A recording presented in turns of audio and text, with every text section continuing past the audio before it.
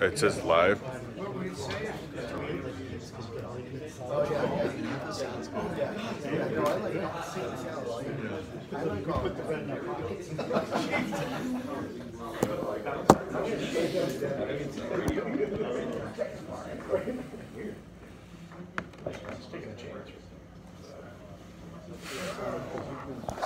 Yeah, it said Patriot Ledger at the top.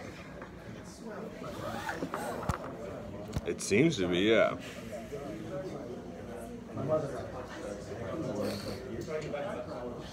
Yeah. What was wrong with the other one? Because it was, you don't like it because it's horizontal? Yeah. I don't know, yeah, I don't know, the phone was telling me that I couldn't flip it. It just said, because I started it sideways. And it said you couldn't flip it. Alright. Well, can you see it on YouTube or no?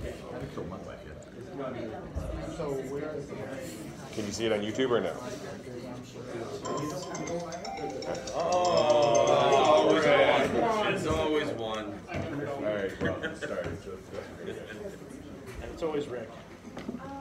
okay, good. No, I'm identifying you. Okay. It's done.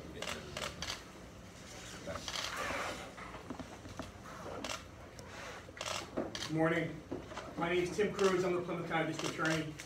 Here with me today is Marshall Police Chief Phil Tavares and Lieutenant Lisa Buckley of the State Police assigned to the DA's office. We'll give you what we can right now to the best of our ability where we're at, because it is and remains an active and ongoing investigation.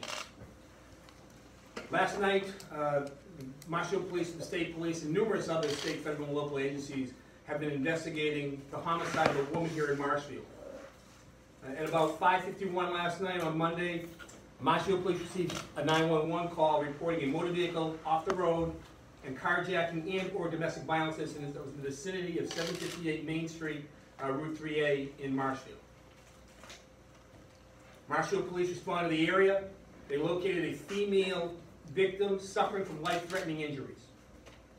Interviews on the scene indicated that the perpetrator may have fled into the woods. A perimeter was set up. As I said, state, local, and federal agencies, K-9 officers, the Massachusetts Air Wing all responded to support the effort to locate the perpetrator. The victim has now been identified as 48-year-old Shayna Warner, S-H-A-N-A, Warner, W-A-R-N-E-R. She was transported to the South Shore Hospital, where she was pronounced dead of her injuries at approximately 6:43 p.m. last evening. As a result of the investigation so far, information was developed indicating that the victim's estranged husband was the person of interest. A BOLO, be on the lookout, was issued by the Massachusetts State Police last night for Alan Warner, date of birth 10/22/1970, and the vehicle he was traveling in, a 2013 gray Toyota Corolla with mass registration 4FSZ80. Anyone who sees this vehicle or Alan Warner is asked to contact the state police or the local police immediately. We still consider Warner armed and dangerous. It appears now, but this is still an ongoing investigation, and we are still waiting for information from the medical examiner as pertains to manner and means and cause of death. But it appears that Ms. Warner was shot and sustained other life-threatening injuries. So when we get more information regarding the cause of death from the ME's office, we will be in a better position to relate that at that time. This remains an active and ongoing homicide investigation. And as I said, we consider him armed and dangerous. So if somebody sees him or sees the vehicle that he is in, please call 911. Do not approach. Do not go up to him. Make sure that we stay far away from him. And if Mr. Warner is out there listening or watching this, turn yourself in so that no one else is hurt today. No one wants to see anybody else hurt. And we want this to come to a peaceful resolution and we will do our job in trying to keep people safe here in the town of Marshfield and the county of Plymouth. I'm not going to defer to Chief Tabarez and ask him to say a few words. Again, I want to thank the media for the coverage on this. With your help, it's only a matter of time before he's discovered.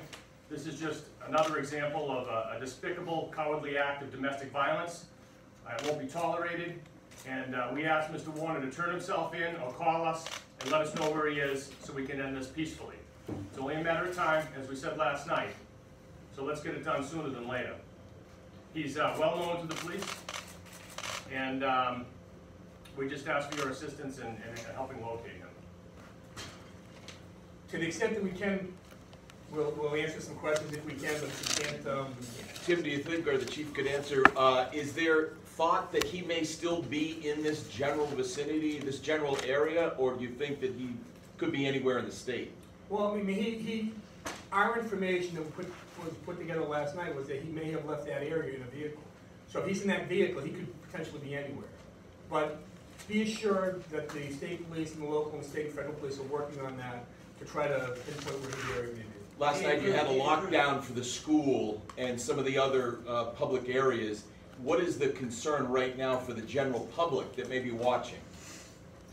Well, basically, we believe he came to Marshfield specifically for her. He had been skulking around the area days before this in attempts to locate her, we believe. Now that she's no longer here in Marshfield, we don't have any reason to believe that he is here in Marshfield. At the time, we took every precaution we could.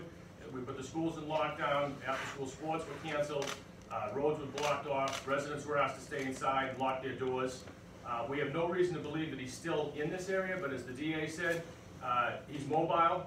We consider him armed and dangerous, and he could be anywhere at any time. So please, if you see that vehicle or you see him, call 911. Chief or DA, can you give us a sense of what set this off yesterday? Was there some sort of proceeding or an argument? Did you get some witnesses you can I think that's still part of the investigation right now, whether or not the relationship between these two were estranged from each other. So I'm not going to speculate as to what potentially it is, but I think as we get more information, we'll be in a better position to answer that one later. Well, can you say why she's in that area? Why did she come to that area? Well, she's been living in Marshfield for a while. So she was just driving down 3A and... Well, I mean, once again, that's part of it. I mean, obviously, there was a very active scene. Last night, the police worked all evening to get the information that they could, and we're still trying to piece it together what exactly happened.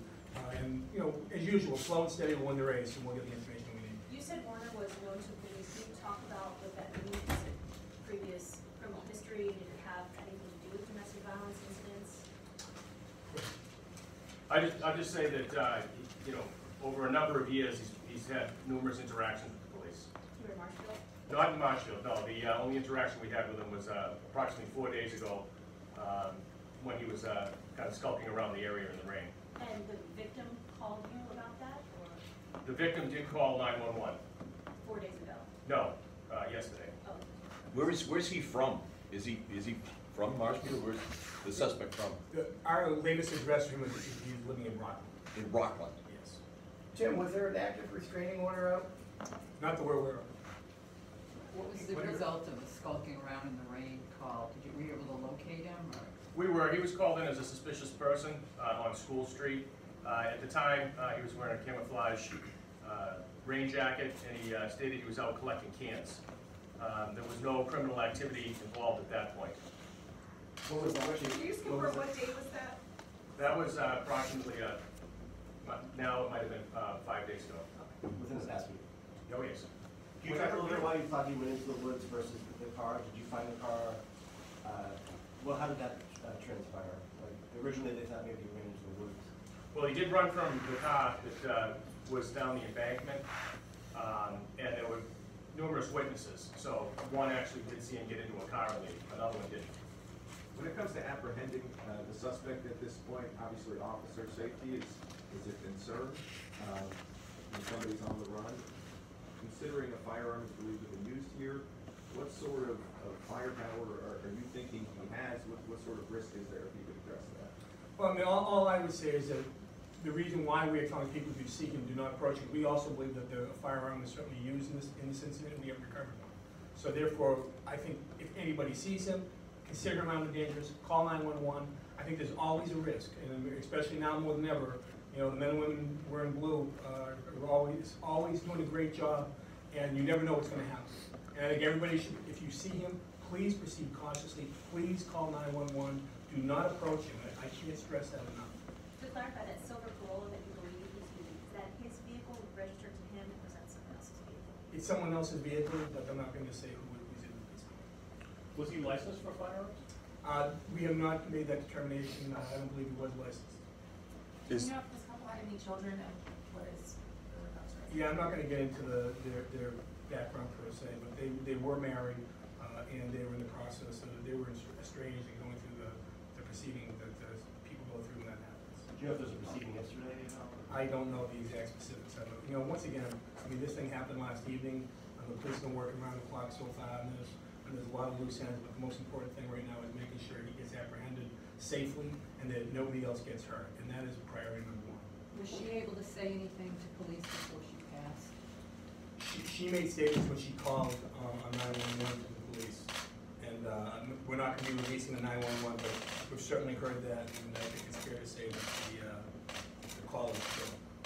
What did the witnesses to track down a vehicle when you have the license plate number? Well, I'm not going to get into that at this point, but needless to say, whatever information and tools we have, we're going to be using to make sure we make an apprehension as quick as possible. Chief, can you talk a little bit about when he had the cans, he said he was collecting cans, how did you police interact with him?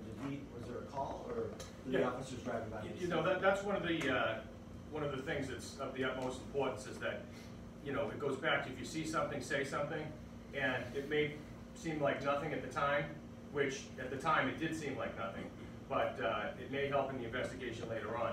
He was called in as a suspicious person walking in the rain wearing camouflage on the side of the road, and the officers went and investigated. He wasn't involved in any criminal activity at the time.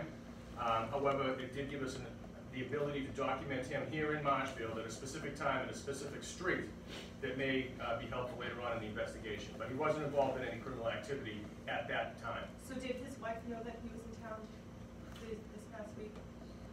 I don't have any knowledge of that. Were there witnesses to this murder? There were witnesses that made observations at or about the scene during that time frame. What did they tell you?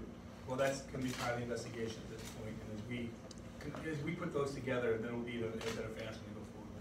Could you just clarify, did she make the 911 call after she was shot, or did she see him and call for help? I think it's still something we're trying to piece together. The 911 call is, like I said, it's a chilling phone call, and obviously there was a lot of things going on at that time.